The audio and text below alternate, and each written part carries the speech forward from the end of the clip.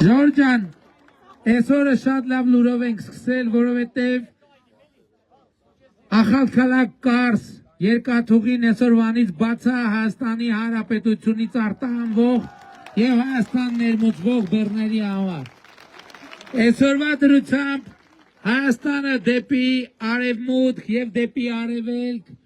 գործող բաց երկաթուղային հաղորդակցություն ունի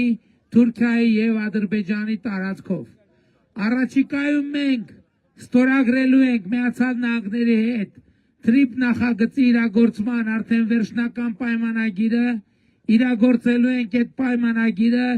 ինչի արդյունքում Հայաստանի Հանրապետությունը արդեն ոչ թե տեսականորեն, այլ բառից բուն իմաստով դառնալու է խաղաղության խաչմերուկ։ Եվ արդեն ոչ միայն դեպի արևելք և դեպի արևմուտք, այլև դեպի հյուսիս և դեպի հարավ մեր երկաթուղային հաղորդակցությունները վերականգնվելու են։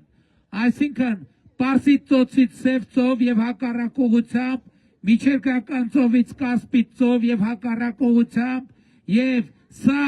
նորանոր տնտեսական արտահանման և ներմուծման հնարավորություններ է ստեղծելու Հայաստանի Հանրապետությունում։ Հավանիչ տեսանյութը և բաժանորդագրվիչ նորությունները բաց չթողնելու համար։